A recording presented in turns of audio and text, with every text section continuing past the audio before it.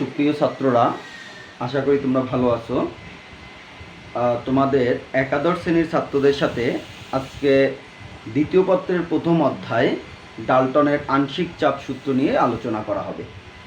তো আজকে আমাদের আলোচনার বিষয় হচ্ছে ডাল্টনের আংশিক চাপ সূত্র। ডাল্টনের এই আংশিক চাপ সূত্র মূলত ডাল্টন কি নিয়ে দেন? ডাল্টনের আংশিক চাপ সূত্র ডাল্টন গ্যাস মিশ্রণের জন্য এটা প্রয়োগ করেন। গ্যাস মিশ্রণের চাপ কেমন হবে এটা নিয়ে ডাল্টন অনেক দিন গবেষণা করেন, এবং যখন ডাল্টন তার পরমাণুবাদের মডেল উপস্থাপন করেন ঠিক ওই সময়ের কাছাকাছি সময়ই 1802 খ্রিস্টাব্দে এই গ্যাস মিশ্রণের চাপ কেমন হবে এটা নিয়ে ডাল্টনের যে সিদ্ধান্তগুলো ছিল সেগুলো উপস্থাপন করা হয়। ডাল্টন যে গ্যাস মিশ্রণ নিয়ে আলোচনা করেন, এই গ্যাস মিশ্রণ নিয়ে মূলত তিনি পরস্পর অবিক্রিয়ারত বা পরস্পর অমিশ্রণীয় গ্যাসগুলো নিয়ে আলোচনা করেন। অর্থাৎ গ্যাস মিশ্রণ হবে এমন যেখানে গ্যাসের ওই যে মিশ্রণের উপাদানগুলো তারা পরস্পরের সাথে কোনো বিক্রিয়া করবে না। যদি মিশ্রণের উপাদানগুলো পরস্পরের সাথে বিক্রিয়া করে তাহলে ডাল্টনের এই আংশিক চাপ সূত্র তাদের জন্য প্রযোজ্য নয়। তাহলে যখনই কোনো গ্যাস মিশ্রণের তুমি মোট চাপ বের করতে যাবে, তোমাকে অবশ্যই খেয়াল করতে হবে যে গ্যাস মিশ্রণে যে গ্যাসীয় উপাদানগুলো আছে তারা পরস্পরের সাথে বিক্রিয়া করে কি না। যদি পরস্পরের সাথে বিক্রিয়া করে তাহলে আমরা এক্ষেত্রে ডাল্টনের আংশিক চাপ সূত্র প্রয়োগ করতে পারবো না। যদি আমরা একটি পাত্রে একটি পাত্রে যদি আমরা HCl গ্যাস আর অ্যামোনিয়া গ্যাস নেই, তাহলে দেখো এই গ্যাস দুটি পরস্পর বিক্রিয়া করে অ্যামোনিয়াম ক্লোরাইডের সাদা ধোঁয়া উৎপন্ন করে, তোমরা জানো। তাহলে এই ক্ষেত্রে আমাদের ডাল্টনের আংশিক চাপ সূত্র প্রযোজ্য হবে না। এক্ষেত্রে ডাল্টনের আংশিক চাপ সূত্র প্রযোজ্য হবে না। তাহলে এমন গ্যাসের ক্ষেত্রে প্রযোজ্য হবে যেখানে এই গ্যাসগুলো পরস্পর বিক্রিয়া করবে না। যেমন hydrogen, oxygen, carbon die oxide, এগুলো যদি আমরা একটা পাত্রে নেই, এই হিলিয়াম, এরা পরস্পরের সাথে বিক্রিয়াহীন। এরা যখন একটা মিশ্রণ তৈরি করবে সেই গ্যাস মিশ্রণের জন্য ডাল্টনের আংশিক চাপ সূত্র প্রযোজ্য। তাহলে ডাল্টনের আংশিক চাপ সূত্রের মূল কথা হলো যে পরস্পর বিক্রিয়া করে না এরকম গ্যাস উপাদানের অণুগুলোর মধ্যে যদি কোনো আকর্ষণ বল না থাকে, তারা ধরে নিছেন এখানে অণুগুলোর মধ্যে কোনো আকর্ষণ বল নেই, তাহলে দুই বা ততোধিক গ্যাস মিশ্রণে একটি নির্দিষ্ট তাপমাত্রায় কোনো নির্দিষ্ট আয়তনে মোট যে চাপ প্রয়োগ করে তা গ্যাস উপাদানগুলোর আংশিক চাপের যোগফলের সমান। তার মানে যদি আমরা একটি গ্যাস মিশ্রণ নেই পরস্পর বিক্রিয়াহীন, তাহলে ওই গ্যাস মিশ্রণ একটি নির্দিষ্ট তাপমাত্রায় গ্যাস মিশ্রণের মোট চাপ হবে সে ওই গ্যাস মিশ্রণ যে উপাদানগুলো দ্বারা গঠিত তাদের মোট চাপের যোগফলের সমান। তাহলে দেখো একটা পাত্রে যদি আমরা হাইড্রোজেন গ্যাস আর হিলিয়াম গ্যাস নেই, দুটি গ্যাস নিলাম আমি। এখন এই মিশ্রণের মোট চাপ কত? এই মিশ্রণের মোট চাপ যদি আমরা হাইড্রোজেনের আংশিক চাপ ধরি P(H2), হিলিয়ামের আংশিক চাপ ধরি P(H3), তাহলে ডাল্টনের মতে মোট চাপ P সমান P(H2) যোগ P(H3). তাহলে ডাল্টনের সূত্র হচ্ছে এটাই যে পরস্পর বিক্রিয়াহীন একটি গ্যাস মিশ্রণে যে উপাদানগুলো থাকবে নির্দিষ্ট তাপমাত্রায় ওই পাত্রের মোট চাপ হবে ওই উপাদানগুলোর আংশিক চাপের যোগফলের সমান। এখন এখানে এই পাত্রের আয়তন আমরা ধরে নিলাম কত? V। এই পাত্রের আয়তন ধরে নিলাম V। এখন তুমি ধরে নাও যে এই পাত্রটিতে সম্পূর্ণ একা হাইড্রোজেন গ্যাস আছে, আবার এই একই আয়তনের পাত্রে সম্পূর্ণ একা হিলিয়াম গ্যাস আছে। সম্পূর্ণ একা হাইড্রোজেন গ্যাস আছে, সম্পূর্ণ একা হিলিয়াম গ্যাস আছে। এখানেও পাত্রের আয়তন V, এখানেও পাত্রের আয়তন V। গ্যাসের অণুগুলো যখন কোনো পাত্রে অবস্থান করে, ওই পাত্রে অবস্থান করলে তারা পরস্পরের সাথে সংঘর্ষে লিপ্ত হয়, অর্থাৎ অণুগুলো একে অপরকে ধাক্কা দেয়। এই যে অণুগুলো একে অপরকে ধাক্কা দেয়, এই ধাক্কার ফলে বা সংঘর্ষের ফলে গ্যাসের অণুগুলো পাত্রের দেয়ালে চাপ প্রয়োগ করে। অর্থাৎ গ্যাসের অণুগুলো এই পাত্রের দেয়ালে অনবরত কি করে? চাপ প্রয়োগ করে। এই যে গ্যাসের অণুগুলো কোনো পাত্রের দেয়ালে চাপ প্রয়োগ করে, ওই চাপই হচ্ছে ওই গ্যাসের আংশিক চাপ। ওই চাপই হচ্ছে ওই গ্যাসের আংশিক চাপ। মনে করো এই ভি আয়তনের পাত্রটিতে হাইড্রোজেন গ্যাস যদি একা থাকে, তাহলে সে 100 মিলিমিটার মার্কারি চাপ প্রয়োগ করে। আমরা ধরে নিলাম যে 100 মিলিমিটার মার্কারি চাপ সে প্রয়োগ করে। এই ভি আয়তনটা কোন আয়তন? এই ভি আয়তন এই পাত্রের আয়তনের সমান, যেখানে হাইড্রোজেন ও হিলিয়াম একত্রে ছিল। যেখানে হাইড্রোজেন ও হিলিয়াম একত্রে ছিল, ওই একই আয়তনের পাত্রে আমি হিলিয়ামের পরিবর্তে শুধু হাইড্রোজেন রেখে চাপ পেলাম 100 মিলিমিটার মার্কারি। আবার হাইড্রোজেনের পরিবর্তে তখন যদি আমি শুধু হিলিয়াম রাখি এই পাত্রে, দেখো তখন হিলিয়ামের অণুগুলো পাত্রের দেয়ালে চাপ প্রয়োগ করবে। এই চাপ আমি ধরে নিলাম 60 মিলিমিটার মার্কারি। এই চাপ আমি ধরে নিলাম 60 মিলিমিটার মার্কারি। তাহলে আংশিক চাপ কি? এক্ষেত্রে এই হাইড্রোজেনের আংশিক চাপ 100 মিলিমিটার মার্কারি এবং হিলিয়ামের আংশিক চাপ 60 মিলিমিটার মার্কারি। তাহলে আংশিক চাপ বলতে কোনো উপাদানের আমরা কি বুঝি?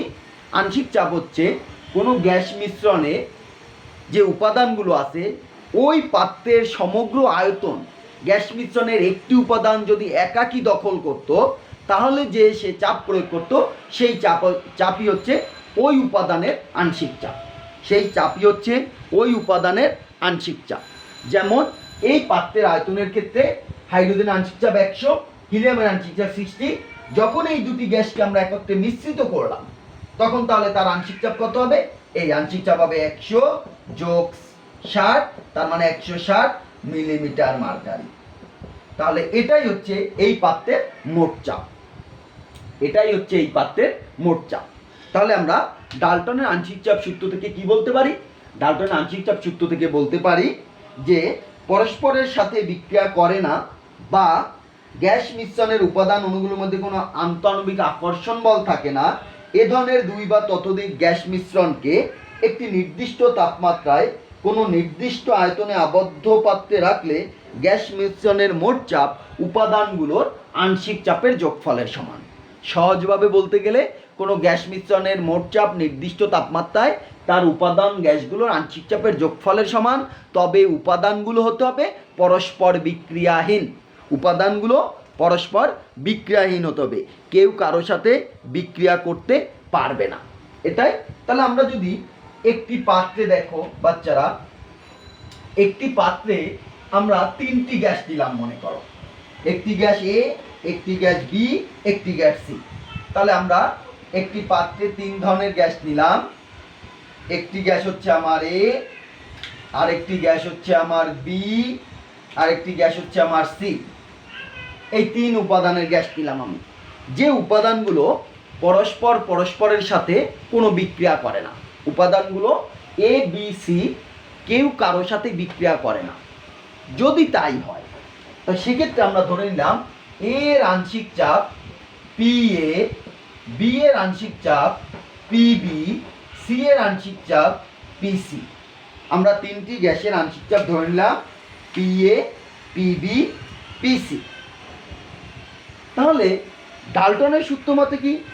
ডাল্টনের সূত্র মতে এই মিশ্রণের মোট চাপ পি মোট সমান হবে পি এ যোগ পি বি যোগ পি সি। অর্থাৎ যতগুলো তুমি উপাদান নিবা, সবগুলোর আংশিক চাপের যোগফলের সমান হবে ওই মিশ্রণের মোট চাপ। সবগুলো উপাদানের আংশিক চাপের যোগফল হবে ওই মিশ্রণের মোট চাপ।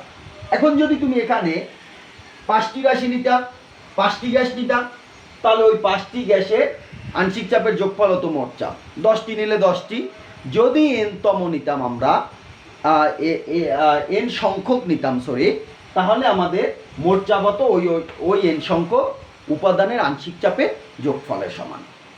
ওই এন সংখ্যক উপাদানের আংশিক চাপের যোগফলের সমান। এখন আমরা এটাকে কিভাবে ব্যাখ্যা করতে পারি? দেখো, ডাল্টনের আংশিক চাপ সূত্রে যদি আমরা একটু ব্যাখ্যাটা করতে চাই, দেখো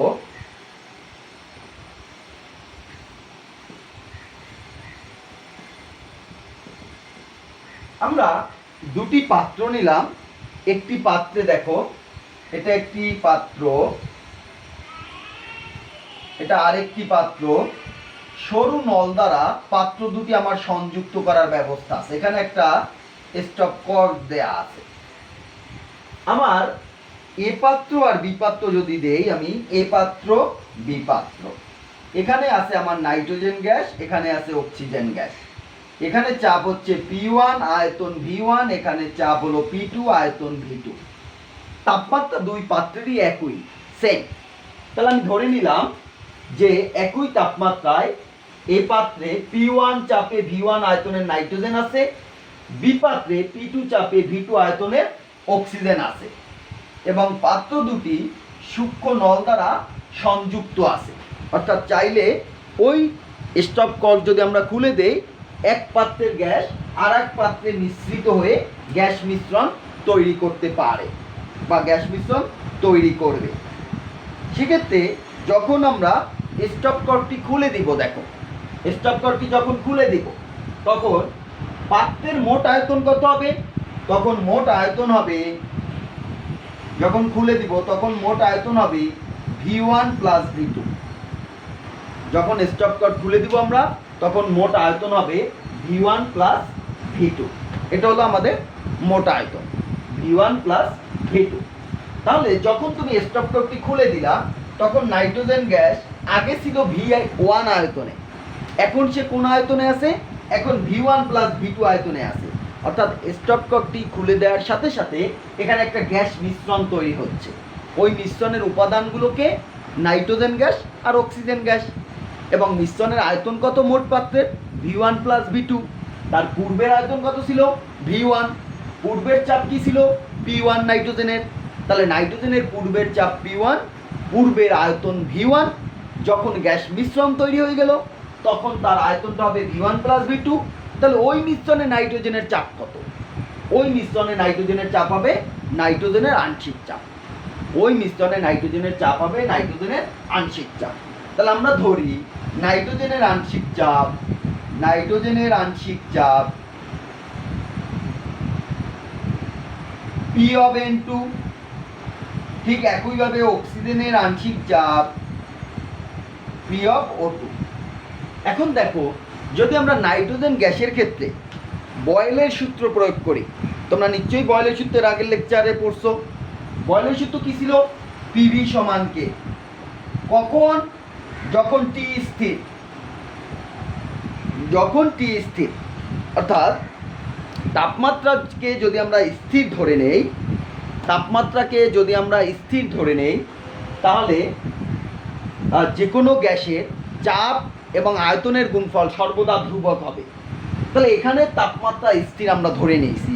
তাহলে নাইট্রোজেনের গ্যাসের ক্ষেত্রে আমরা কি বলতে পারি, বা যে কোনো গ্যাসের ক্ষেত্রে বলতে পারি P1 V1 সমান P2 V2 সমান K।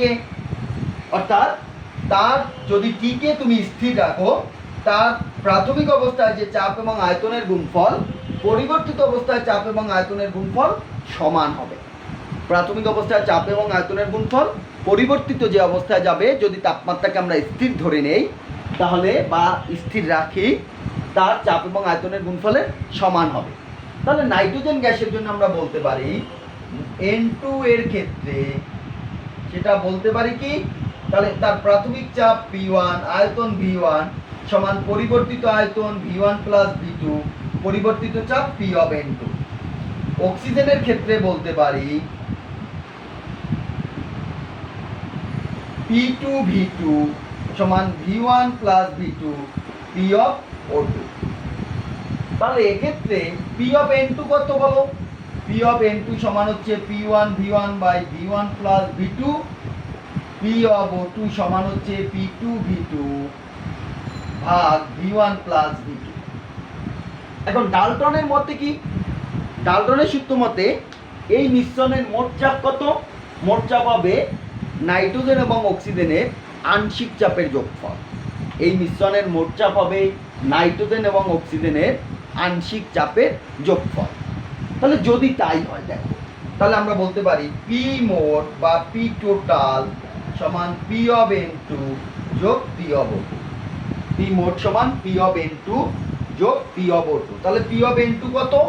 P of N2 হচ্ছে P1 V1 by V1 plus V2 P of O two কত, P2V2 বাই V1 প্লাস। তারপরে যদি আমরা লসাগু করি দেখো V1 plus V2, P1 V1 plus P2 V2। তাহলে যদি তুমি দুটি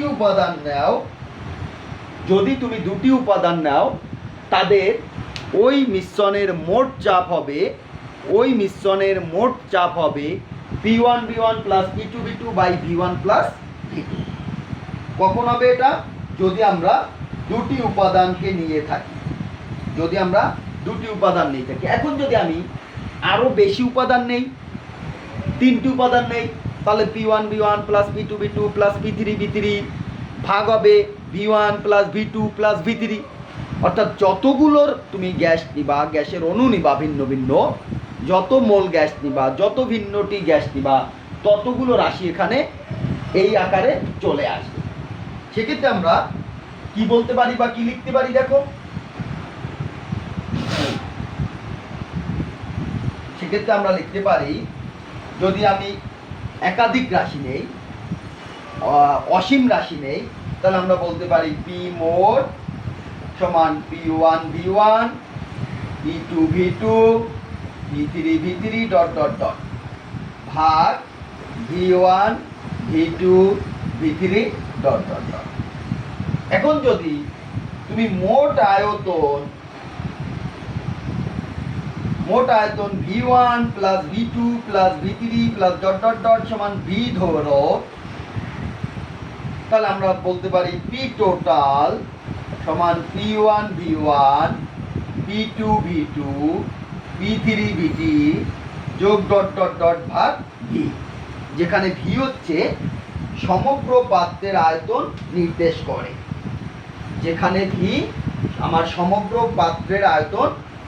করে, তাহলে এভাবে আমরা ডাল্টনের সূত্রকে ব্যাখ্যা করতে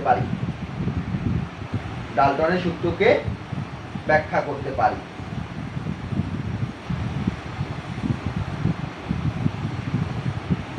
তাহলে আসো এই সূত্রটা আমাদের লাগবে। এই সূত্রটা ম্যাথ করার ক্ষেত্রে তোমাদের যেহেতু সৃজনশীল পদ্ধতিতে সূত্রের প্রতিপাদন আসে না, ডাল্টনের সূত্র থেকে ডাল্টনের ম্যাথগুলো খুবই ইম্পর্টেন্ট তোমাদের জন্য, এবং এটা থেকেই এখানে সৃজনশীল প্রশ্ন বেশিরভাগ হয়ে থাকে ডাল্টনের এই আংশিক চাপ সূত্র থেকেই। এখন যদি আমরা ডাল্টনের আংশিক চাপ সূত্রে একটু গাণিতিক প্রমাণ দেখতে চাই, বাচ্চারা দেখো,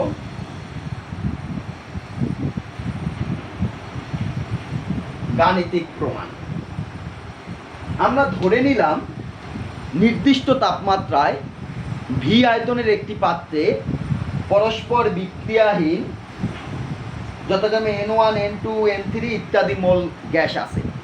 তাহলে আমরা কি ধরছি?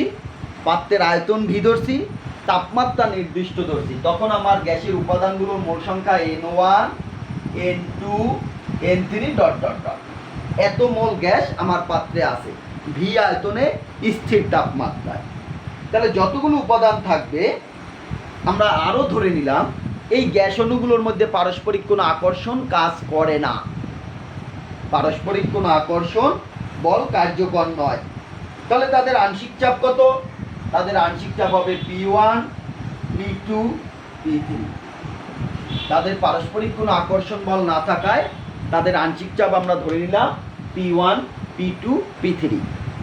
আমি আবার একটু বলি, ধরি নির্দিষ্ট তাপমাত্রায় ভি আয়তনের একটি পাত্রে পরস্পর বিক্রিয়াহীন কোনো গ্যাসের N1 N2 N3 মোল আছে, ডট ডট মোল আছে, এবং ওই গ্যাস উপাদানগুলোর পারস্পরিক কোনো আকর্ষণ কার্যকর নয়। এ অবস্থায় তাদের আংশিক চাপ যথাক্রমে P1 P2 P3। ওই পাত্রের মোট চাপ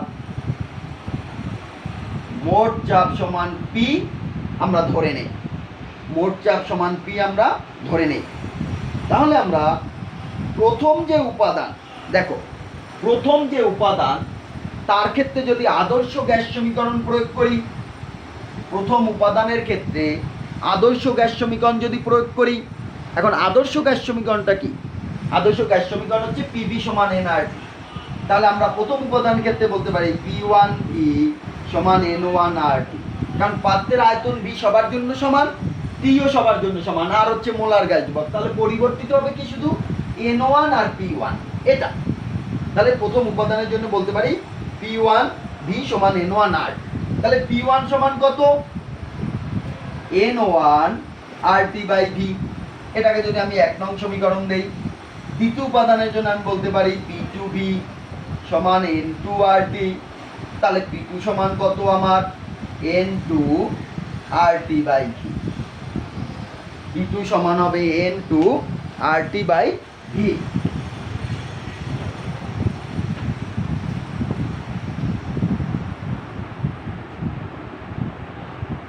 দেখো আমরা যদি তৃতীয় উপাদানের জন্য দেখি, তৃতীয় উপাদানের জন্য আমরা যদি বের করি, তাহলে আমরা বলতে পারি P3V সমান N3 RT।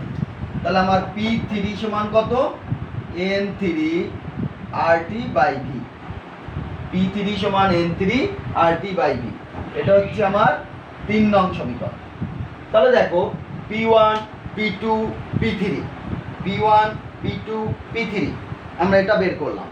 এখন যদি এই পাত্রের মোট চাপ P হয়, এই পাত্রের মোট চাপ P হয়, তাহলে আদর্শ গ্যাস সমীকরণ অনুযায়ী আমরা বলতে পারি কি? P মোট PV সমান nRT। যেখানে n হচ্ছে মোট মোল সংখ্যা, যেখানে n হচ্ছে মোট মোল সংখ্যা, তাহলে মোট চাপ P, P মোট V সমান nRT। এটা আমরা লিখতে পারি কোথা থেকে? আদর্শ গ্যাস সমীকরণ থেকে লিখতে পারি। আবার তাহলে এটাকে যদি আমরা 4 নং সমীকরণ দেই, দেখো এটাকে দিলাম 4 নং। এখন ডাল্টনের সূত্র মতে মোট চাপ কি? ডাল্টনের সূত্র মতে মোট চাপ হবে P মোট সমান হবে উপাদানগুলোর আংশিক চাপের যোগফল। তাহলে P মোট সমান হবে P1 যোগ P2 যোগ P3 যোগ ডট ডট ডট। এখন P1 P2 P3 এর মান আমরা যদি বসাই, N1 RT by V, N2 RT by V, N3 RT by V dot dot. 1 2 3 নং সমীকরণ থেকে আমরা মানগুলো বসিয়ে পাই। 1 2 3 নং সমীকরণ থেকে আমরা মানগুলো বসিয়ে পাই। আমরা যদি একটু RT বাই V কমন নেই, তাহলে N1 N2 N3 dot dot dot. এই মোট মোট সংখ্যাকে যদি আমরা n ধরি, তাহলে আমরা বলতে পারি nRT বাই V, যেখানে n সমান N1 N2 N3 যোগ ডট ডট ডট সমান মোট মোল সংখ্যা, সমান মোট মোল সংখ্যা। তাহলে P মোট সমান কত? nRT by V। তাহলে এখানে P মোট সমান কত হবে? nRT by V। তাহলে আমরা কি বলতে পারি? তাহলে আমরা বলতে পারি যে 4 নং এবং তোমার যে 5 নং যেটাকে আমরা প্রতিপাদন করলাম, তারা একই রাশি। তাহলে ডাল্টনের যে আংশিক চাপ সূত্র, ডাল্টনের যে আংশিক চাপ সূত্র, সেটাকে আমরা এভাবে প্রমাণ করতে পারি। অথবা যদি তুমি অন্য উপায়ে প্রমাণ করতে চাও, দেখো সেটাও পারো। এখানে যদি আমরা P1 P2 P3 কে যোগ দেই, P1 যোগ P2 যোগ P3 যোগ ডট ডট ডট, এই রাশিগুলোকে আমরা যদি যোগ করি, তাহলে আমরা কি পাই? তাহলে আমরা পাই N1 RT by V, N2 RT by V, N3 RT by V dot dot dot. তাহলে P1 যোগ P2 যোগ P3 ডট ডট ডট সমান N1 N2 N3 RT by V। এখন এইটুক সমান আমরা ধরবো কি? n, মোট মোল সংখ্যা ধরবো n। তাহলে আমরা কি বলতে পারি? nRT by V। এখন এখানে 4 নং এর থেকে আমরা যদি P মোট বের করি, তাহলে হবে nRT বাই V। এটাকে দাও 5 নং। তাহলে nRT বাই V সমান P মোট, তার মানে P মোট। তাহলে আমার ডাল্টনের আংশিক চাপ সূত্র কি হয়ে গেল? প্রমাণিত হয়ে গেল। তাহলে সুতরাং আমরা কি বলতে পারি? আমরা এই সমীকরণ দুটি তুলনা করে বলতে পারি P মোট সমান P1 P2 P3 dot dot dot, যেটা ডাল্টনের আংশিক চাপ সূত্র নির্দেশ করে। যেটা ডাল্টনের আংশিক চাপ সূত্র নির্দেশ করে। তাহলে এভাবে আমরা ডাল্টনের আংশিক চাপ সূত্রকে গাণিতিকভাবেও প্রমাণ করে দিতে পারি বা প্রমাণ করতে পারি। দেখো সবাই,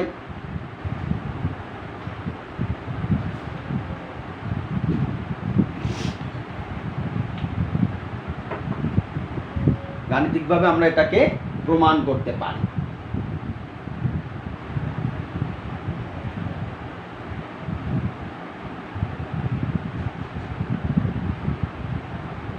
এবার আসো আমরা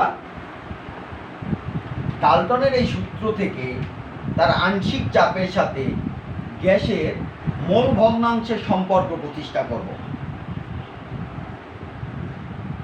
আংশিক চাপ ও মোল ভগ্নাংশের মধ্যে সম্পর্ক, আংশিক চাপ ও মোল ভগ্নাংশের মধ্যে সম্পর্ক।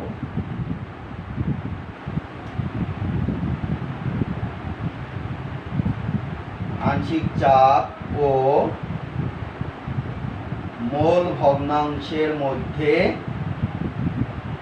সম্পর্ক।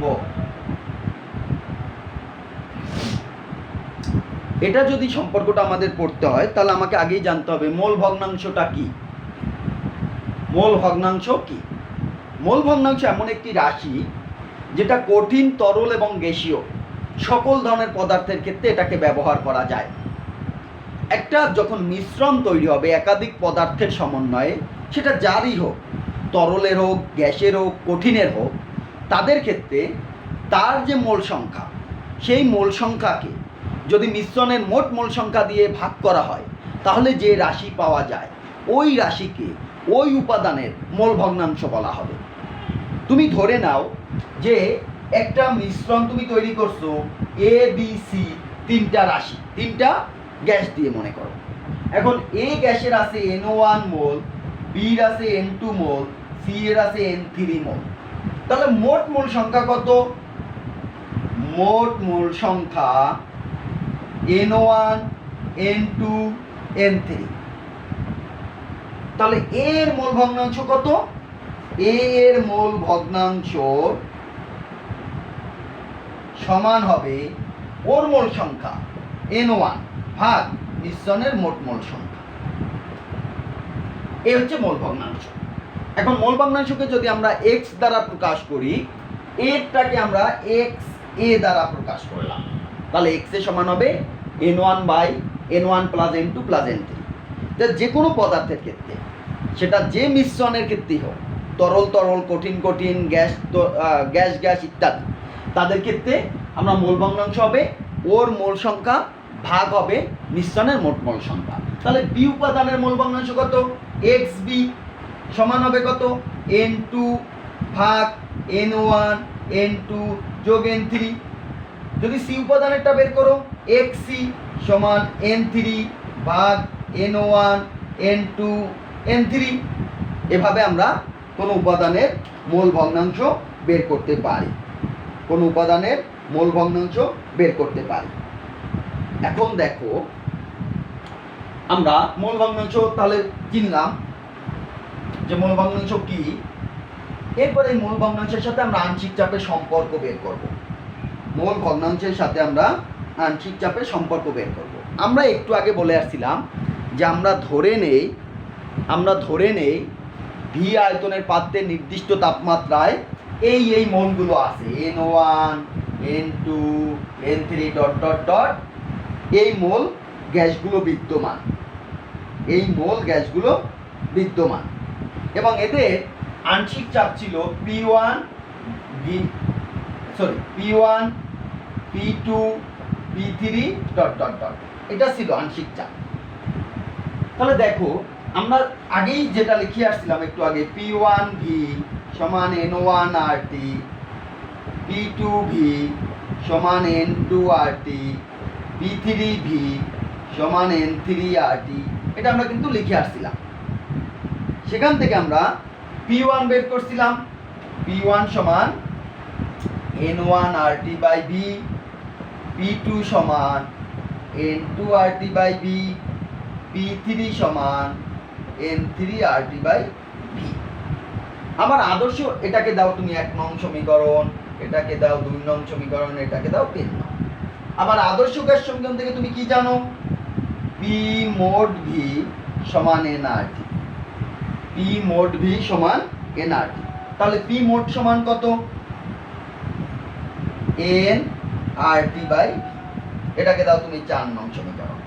এখন 1 নংকে আমি 4 নং দ্বারা ভাগ করব। দেখো 1/4, তাহলে আমার হবে P1 ভাগ P মোট সমান হবে N1 RT বাই V গুণ V বাই NRT। তাহলে আমার কি দাঁড়ালো? P1 বাই P মোট, VB বাদ RT RT বাদ N1 বাই N। তাহলে P1 সমান হবে N1 বাই N গুণ P মোট। তাহলে এখানে P1টা কি? এখানে P1টা হচ্ছে প্রথম উপাদানের আংশিক চাপ, N1টা হচ্ছে প্রথম উপাদানের মোল সংখ্যা, Nটা হচ্ছে মিশ্রণের মোট মোল সংখ্যা, P মোটটা হচ্ছে মিশ্রণের মোট চাপ। তাহলে N1 বাই N, প্রথম উপাদানের মোল সংখ্যাকে মিশ্রণের মোট মোল সংখ্যাতেই ভাগ দিয়েছি, তার মানে এটা প্রথম উপাদানের মোল ভগ্নাংশ। তাহলে আমরা কি বলতে পারি? কোনো উপাদানের, গ্যাস মিশ্রণে কোনো উপাদানের আংশিক চাপ সমান ওই উপাদানের মোল ভগ্নাংশ গুণ মিশ্রণের মোট চাপ। এটা থেকে আমরা বলতে পারি কোনো উপাদানের আংশিক চাপ, তাহলে গ্যাস উপাদানের আংশিক চাপ, গ্যাস উপাদানের আংশিক চাপ সমান ওই উপাদানের মোল ভগ্নাংশ, ওই উপাদানের মোল ভগ্নাংশ গুণ মিশ্রণের মোট চাপ, মিশ্রণের মোট চাপ। তাহলে কোনো গ্যাস উপাদানের আংশিক চাপ সমান ওই উপাদানের মোল ভগ্নাংশ গুণ মিশ্রণের মোট চাপ। খুব ইম্পর্টেন্ট সূত্র, মনে রাখতে হবে। কোনো উপাদানের আংশিক চাপ সমান ওই উপাদানের মোল ভগ্নাংশ গুণ মিশ্রণের মোট চাপ। তাহলে যদি তুমি দ্বিতীয় উপাদানেরটা বের করতে, তাহলে কি লিখতা? P2 সমান N2 বাই N গুণ P মোট। যদি তুমি তৃতীয়টা বের করতে, P3 সমান N3 বাই N গুণ P মোট। এভাবে আমরা তাহলে আংশিক চাপের সাথে মোল ভগ্নাংশের সম্পর্ক প্রতিষ্ঠা করতে পারি, আংশিক চাপের সাথে মোল ভগ্নাংশের সম্পর্ক প্রতিষ্ঠা করতে পারি। এখন যদি এটাকে তুমি x1 ধরতা, এটাকে যদি তুমি x1 ধরতা, প্রথম উপাদানের মোল ভগ্নাংশ, তাহলে আমরা বলতাম এখান থেকে P1 সমান x1 গুণ P, P1 সমান x1 গুণ P। তাহলে আমরা বলতাম P2 সমান x2 গুণ P মোট। এভাবে আমরা কোন উপাদানের আংশিক চাপ সমান ওই উপাদানের মোল ভগ্নাংশ গুণ মিশ্রণের মোট চাপ এটা বের করতে পারি।